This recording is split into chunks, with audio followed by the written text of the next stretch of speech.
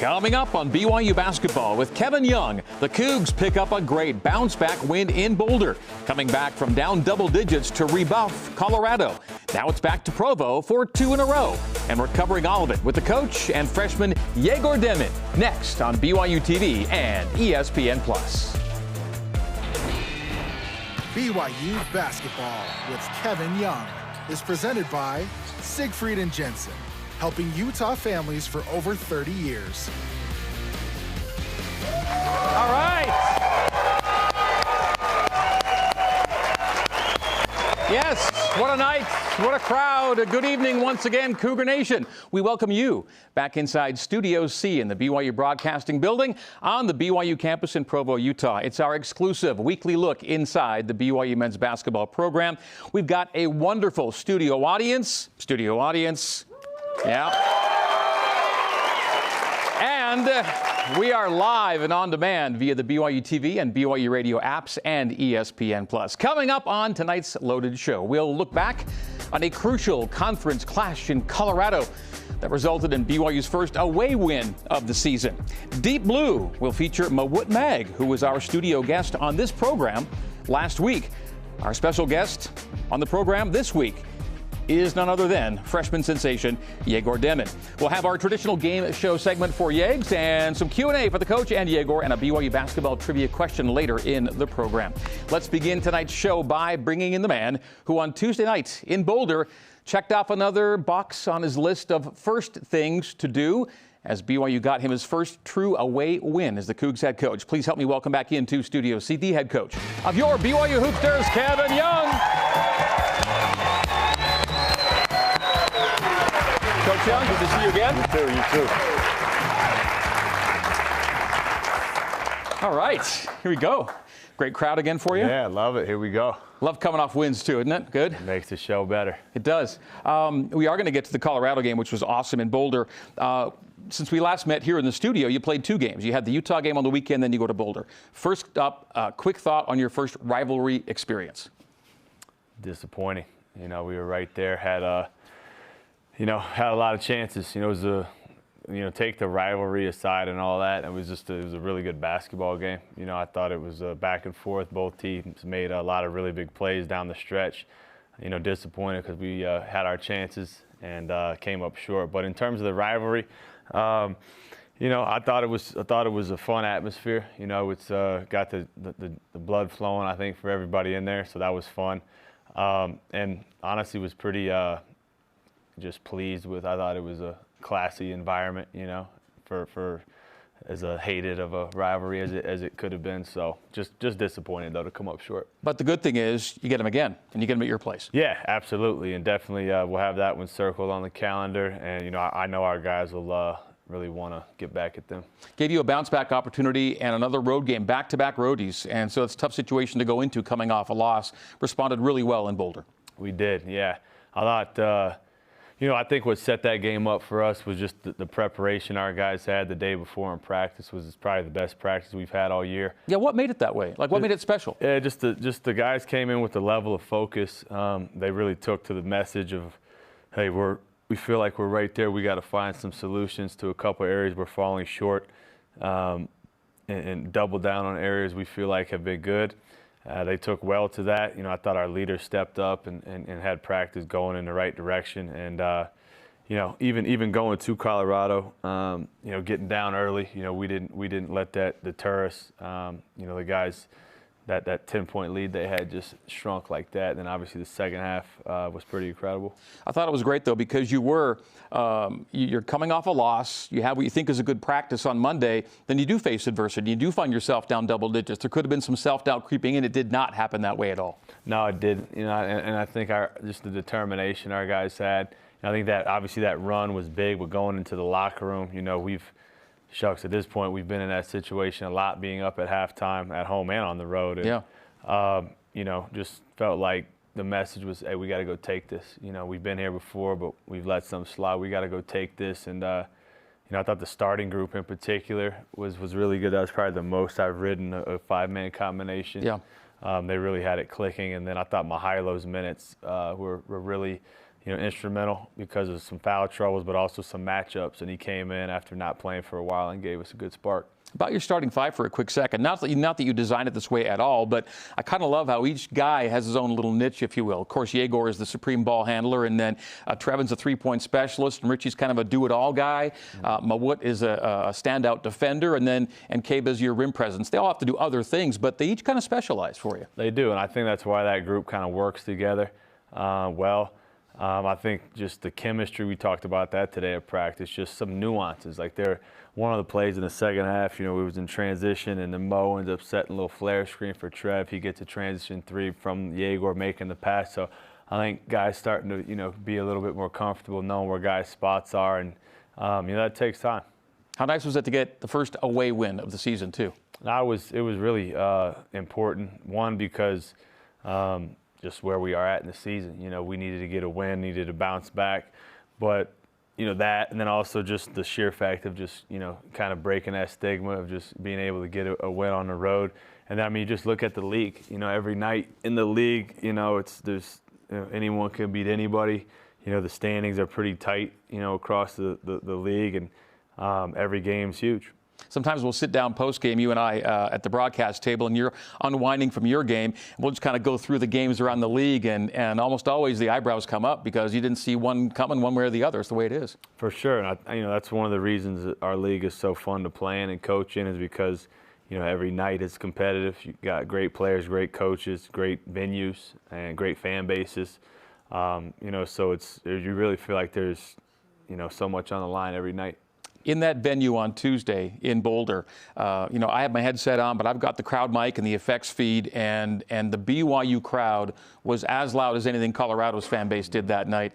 How cool, and you're seeing it now, to go on the road and know the Cougar Nation is everywhere. And as soon as the game ended, you walked up to people right behind us there, the people in blue. Some people you knew, some were just fans of yours, and gave them a big shout out for what they meant to you guys on Tuesday. Yeah, no, it's super cool, super unique. I think other teams are, I'm sure they hate it, if you feel like you're walking into, a home game a lot of times. But, I know the guys really like it, feel supported. And like I said the other night, just feel like you have an ally when you are out on the road. It is awesome, though, right? This is a scene everywhere you go, what you're seeing right here on the screen. Yeah, it's awesome for me to experience for the first time. I think some of our returners, just they're used to it at this point. Right. But for me and a lot of the newcomers, it's cool to experience it for the first time. Okay, now we're in the back half of the season, as it turns out, really kind of halfway mark. What do you think about your guys halfway through? I think our guys are really, like I said before, starting to come together. I think they trust in each other. I think they believe in each other. I think schematically, I think where we've really found some strides over the last probably 2 weeks is just our pace of play. We're trying to play a lot faster. We're pushing the ball more after makes and misses. We call it kick aheads. We're just kicking the ball ahead and playing off of some of that pace that we're creating with our throw aheads, and that's been really good. I think the guys have really taken to that.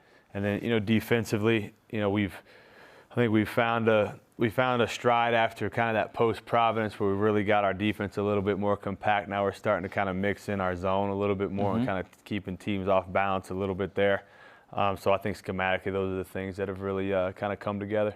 All right, let's take a look back at what happened on the Tuesday, because after BYU's Saturday setback in Salt Lake, it was over the Rockies to Boulder for a late Tuesday night tip at Colorado. Let's look back now at stats and highlights presented by Intermountain Health, official medical provider of BYU Athletics. And we will, as we always like to do, spotlight some special player performances. Richie Saunders finds himself top 5 in the league in Big 12 play in scoring and shooting. Had 25 at Colorado, 10 of 15 from the field.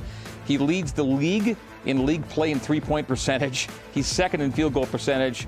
He's an effective shooter and scorer. And once BYU went down 10, Coach, it was Richie's personal 7-0 run that kind of got you back.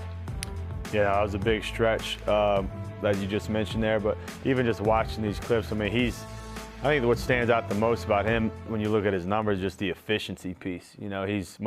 I saw some graphic the other day. I was watching a game, just field goal percentage leaders in the league, and he was, in the top 7. I think a lot of the other guys are big guys. Right, you expect them to be big. Yeah. So for a guard to be in there is really impressive. But he just makes quick decisions. He's got an unbelievably quick release, and then where he's, I think, really gotten, he already kind of had it, but we've doubled down on is just his quick decision on the perimeter. He catches and rips. Guys can't keep him in front. He makes really solid decisions once he gets into the paint. And, he's really been a catalyst for us. He's had 4 games this season with 25 or more points, and 3 of them have come in league. Which is huge. He's a guy we can, rely on. The consistency part has been there. I think he's starting to figure it out a little bit more with defenses being keyed in on him as much as they are. But yeah, man, he's been unbelievable. Next up, Trevon Knell. He's always had it figured out from deep. He has now 205 career 3-pointers. He was 4 of 6 from the arc in Boulder, opened up 4 for 4, finishes with 14 points, an assist, and a steal. And he's now tied for 7th most games at BYU with 3 or more threes in a single game. And he went for 4 on Tuesday. Yeah, he got going. That stretch in the second quarter, it felt like he was hitting threes every time down. But I think give credit to his teammates, in terms of the screening and the passing to help him get those shots. And then obviously he's the one that has to deliver to make them. But again, I think that speaks to some of the chemistry starting to come together. That was as fun of a stretch as we've had, right, where he went on that little bonanza. And if you span halftime, I think once they went up 10, Colorado, it was 39-6 the other way, which is it's pretty amazing. Yeah, it is. I think it's really, we were able to hold them to one shot, get out in transition, and then even when they did, put it through the net, we did a great job of being organized and running good offense. Okay, now for tonight's special guest who will be joining us later, Egor Demin. Egor, he's second in the Big 12 in assists per game now, 7th in assist-to-turnover ratio. He had 7 assists in this game. All came after halftime. 4 steals for him. That ties his career high. He's also a big steals per game guy in the Big 12, and he had a highlight reel through the legs drop off to Richie in this game as well. Here it is. Yeah, there you see it right there. Yeah, that was pretty incredible. But no, I think he's starting to figure things out a little bit. I think the game's slowing down a little bit. Even when he's facing pressure, he's starting to be a bit more composed out there. I actually like the way he started the game out by attacking the rim.